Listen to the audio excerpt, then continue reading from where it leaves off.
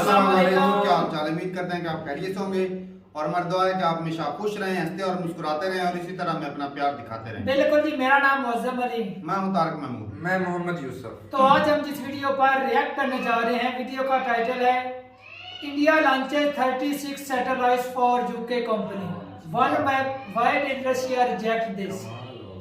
तो क्या बात हो गई भाई साहब, रिजेक्ट क्यों किया रशिया ने? वीडियो देखते हैं और अपना रिव्यू कर देंगे। कौन करते हैं? Video start.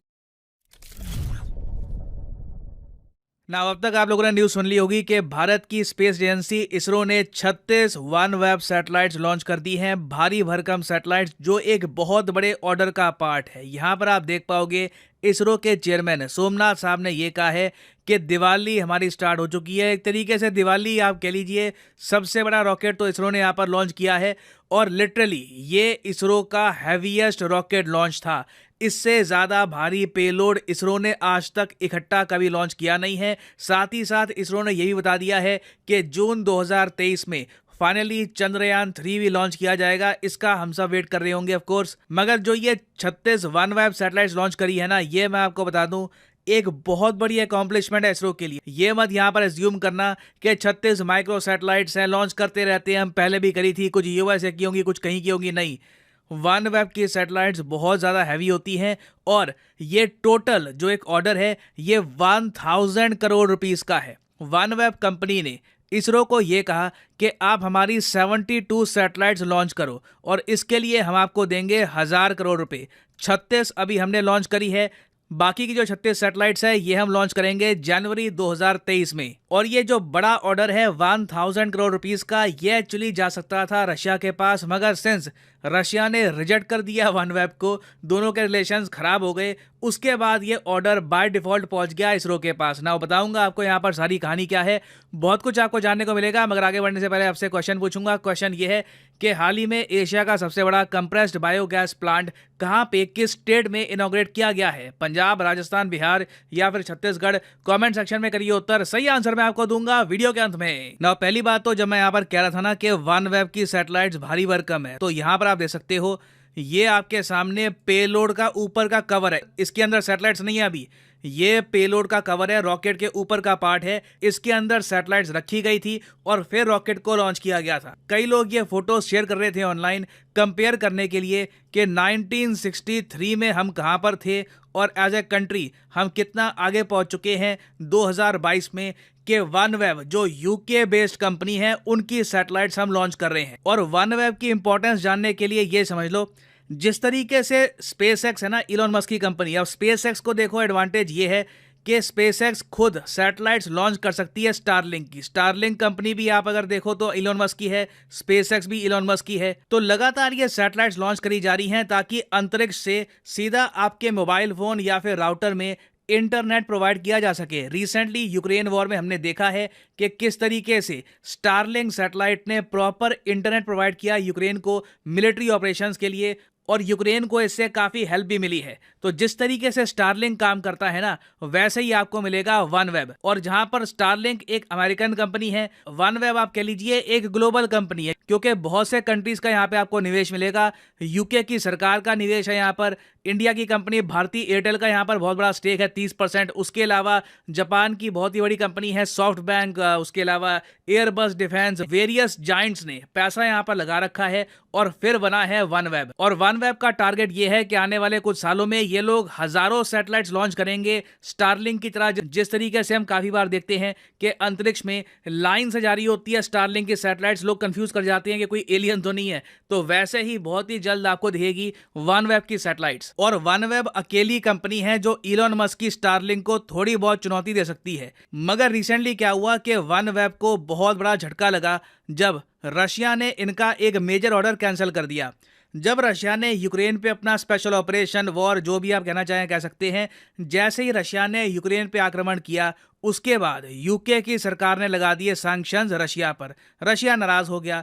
रशिया ने कहा कि अच्छा ठीक है, OneWeb कंपनी में यूके की सरकार का निवेश है ना, उसके अलावा OneWeb के जो हेडक्वार्टर्स हैं ये भी यूके बेस्ड हैं। तो रशिया ने क्या किया कि OneWeb का ऑर्डर कैंसिल कर दिया। OneWeb ने यूक्रेन वॉर से पहले रशिया की स्पेस एजेंसी रॉसकोमोस को कहा था कि हम मिलियंस ऑफ डॉलर्स आपको देंगे, आप हमारी भारी भरकम सैटेलाइट्स अंतरिक्ष में लॉन्च कर दो। मगर इन दी एंड हुआ क्या, रशिया ने ये जो वीडियो आप देख रहे हो ये वीडियो पोस्ट कर दी ऑनलाइन, जहां पर जो रॉकेट था, जहां पे OneWeb की सैटेलाइट्स थी, वहां से यूके का झंडा, बाकी कंट्रीज का झंडा सब हटा दिया गया, सैटेलाइट्स उतार दी गई और वो सैटेलाइट्स वापस OneWeb को मिली या नहीं मिली इसका भी कुछ पता नहीं है।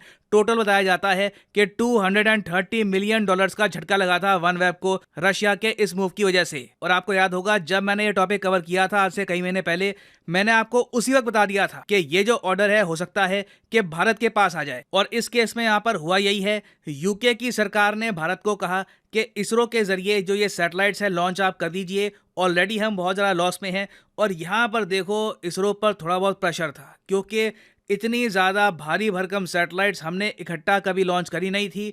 OneWeb का भी बहुत कुछ स्टेक पे था, रशिया से ऑलरेडी इनको लॉस हो चुका था, अगर ये लॉन्च फेल हो जाता तो काफ़ी लॉस होता सबका। मगर जब टाइम आया डिलीवर करने का तो इसरो ने अपना जो सबसे भारी भरकम रॉकेट है वो यूज़ किया इन सैटेलाइट्स को अंतरिक्ष में पहुंचाने के लिए। और यहाँ पे आप देखोगे सोशल मीडिया पे काफ़ी बार लिखा होगा कि जी LVM-3 को यूज़ किया गया है। देखो पहले जिसको हम कहते थे GSLV Mk3, उसे अब हम कहते हैं लॉन्च व्हीकल मार्क 3। तो ठीक है, LVM-3 जो है basically it is GSLV mark 3। याद होगा आपको, इसको मीडिया में काफ़ी बार इसरो का बाहुबली भी कहा जाता है। और इस रॉकेट ने टोटल वेट कितना कैरी किया है अंतरिक्ष में? 6 टन। 6 टन मतलब कि 6000 kg का वेट था इन 36 सैटेलाइट्स का। इतने वेट की ज़्यादातर जो सैटेलाइट्स है ना, काफ़ी बार इसरो खुद का भी लॉन्च करता नहीं था। आपने काफ़ी बार देखा होगा कि फ्रांस की एक कंपनी है एरियन स्पेस, उनको हम देते थे मिलियंस ऑफ डॉलर्स, क्योंकि इंडिया में आप कह लीजिए उस वक्त हमारे पास इतना कॉन्फिडेंस था नहीं कि इतनी ज़्यादा भारी भरकम सैटेलाइट्स हम खुद लॉन्च कर देंगे। तो ये आप कह लीजिए इंडिया के लिए एक बहुत बड़ा माइलस्टोन है, क्योंकि ना सिर्फ हमने विदेशी मुद्रा यहाँ पर कमाई है, उसके अलावा जो ये 6 टन के पेलोड वाली सैटेलाइट्स हमने अंतरिक्ष में पहुंचाई है, इससे हमको ये भी कॉन्फिडेंस मिलेगा कि कल को अगर हमारी भी कोई भारी भरकम सैटेलाइट्स हैं तो उसको हम खुद ही लॉन्च कर पाएंगे, हमें फ्रांस की यहाँ पर आवश्यकता नहीं होगी। और इसरो के इस मिशन को आप देखोगे OneWeb उसके अलावा यूके में बहुत सराहा जा रहा है, क्योंकि जब इसरो का रॉकेट पहुंचा अंतरिक्ष में, ठीक है, जब ऑर्बिट के पास पहुंचा, उसके बाद ना एक एक करके जो 36 सैटेलाइट्स हैं उनको ऐसे रिलीज करना था कि आपस में टक्कर ना हो जाए, क्योंकि ये छोटी छोटी माइक्रो सैटेलाइट्स तो थी नहीं। और इससे पहले हम देख चुके हैं काफ़ी बार अंतरिक्ष में OneWeb और SpaceX की जो सैटेलाइट्स है, स्टारलिंक की सैटेलाइट्स, ये टकराते टकराते बची हैं। और कोई बड़ी बात नहीं है कि भविष्य में टक्कर इनकी हो भी जाए, क्योंकि आप देखोगे अंतरिक्ष में लगातार स्पेस जंग बढ़ता जा रहा है, स्पेस में ही स्पेस की कमी हो रही है। ऑर्बिट्स में आप देखोगे लगातार सैटेलाइट्स ऑलमोस्ट एक दूसरे के करीब आ रही हैं। तो बहुत ट्रिकी था कि हम लोग बिल्कुल सही तरीके से मनूवर करें और एक एक करके सारी सैटेलाइट्स को रिलीज करें ताकि आपस में किसी की टक्कर ना हो जाए। और इसरो के इस लॉन्च के बाद आप देखोगे कि OneWeb के बहुत से और ऑर्डर्स भी आएंगे इसरो के पास इन द फ्यूचर। यहाँ पे आप देख पाओगे ट्वीट है OneWeb की कि fantastic news, we are delighted to report we have made contact with 36 satellites from OneWeb launch 14। 36 satellites operational हो चुकी है। और ये देखिए एक मैसेज सेंड करेगा पूरे दुनिया में कि अब एरियन स्पेस के अलावा, SpaceX के अलावा इसरो भी जो हैवी ड्यूटी सैटेलाइट्स है ये सक्सेसफुल तरीके से लॉन्च कर सकता है स्पेस में। नाउ फाइनली वापस आते हैं क्वेश्चन की तरफ कि एशिया का सबसे बड़ा कंप्रेस्ड बायोगैस प्लांट रिसेंटली कहाँ पे इनॉग्रेट किया गया है। तो सही उत्तर यहाँ पे है ऑप्शन बी, पंजाब। यहाँ पर आप देख पाओगे ये रिसेंटली बहुत न्यूज़ में था। Asia's largest compressed biogas plant है। Remember this, it is important for a lot of exam perspective. और हाँ, एक बहुत ही बड़ी अनाउंसमेंट आप सब लोगों के लिए, अनअकैडमी के सारे कोर्सेज पर इतिहास में पहली बार 25% का डिस्काउंट आपको मिलेगा। यूजुअली ये डिस्काउंट होता है 10% का, दिवाली के कुछ ही दिनों के लिए ये डिस्काउंट है 25% का फर्स्ट 300 बायर्स के लिए। तो आपको क्या करना है, कमेंट सेक्शन में जाओ, यहाँ पे आपको मिलेगा यूपीएससी का लिंक। और अगेन यहाँ पे कोड आज के लिए, आज और 24 तारीख के लिए कोड PD10 मत डालना, आपके लिए एक स्पेशल कोड बनाया गया है। ये कोड यहाँ पे आपको दिख जाएगा DLH708CP। ये कोड आप अगर डालोगे तो सीधा 25% का मैसिव डिस्काउंट आपको मिलेगा। दिखाता हूँ आपको, यहाँ पे नीचे लिंक दिया है, लिंक पे आपने क्लिक किया, उसके बाद यहाँ पे आप देख पाओगे ये आपको प्राइसेस दिख रहे हैं, ये प्राइसेस बहुत ज़्यादा कम हो जाएंगे अगर आप ये कोड DLH708CP यहाँ पर डालोगे। Massive discount, the prices will start falling a lot. यहाँ पर आप देख पाओगे सीधा 25% डिस्काउंट। अनअकैडमी ऐसा कभी नहीं करता, ये सिर्फ दिवाली के कुछ ही दिनों के लिए 24 तारीख तक की सेल है ये, और पहले 300 लोगों को ये डिस्काउंट मिलेगा। उसके बाद ये 25% का जो डिस्काउंट है ये अपने आप खत्म हो जाएगा इस कोड पे। So use this code and get flat 25% discount. और इसी नोट के साथ यह वीडियो का अंत। Thank you for listening and as always God bless you all.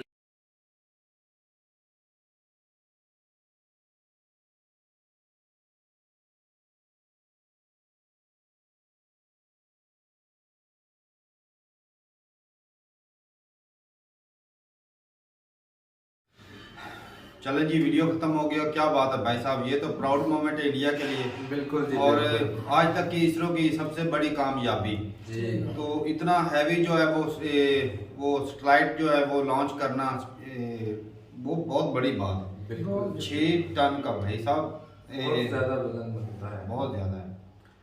तो इससे तारक भाई और भी रास्ते खुलेंगे ना, और कंट्री जो चाहते हैं कि हमारे इतने हैवी जो है सैटेलाइट स्पेस में जाए, तो वो भी इनके लिए रास्ता खुल सही जाएगा। बात। और जो अपने बाहर वाली कंट्री से करवाते हैं, और फ्रांस से, वो भी खुद ही करेंगे, वो भी पैसे बचेंगे। बिल्कुल जी। फायदा तो है भी। बाकी ये है कि इंडिया का भी वो जिसमें क्या टाटा का वो रहते हैं ना कि एक उनका भी परसेंटेज हिस्सा है, वो जो कंपनी है 30% इंडिया का है, 30% में इंडिया जापान का 29 इसके, मतलब कि वन वेब जो है ना वो मुख्तलिफ जो कंट्री ने मिल हाँ। के ये वेब बनाई है। जी।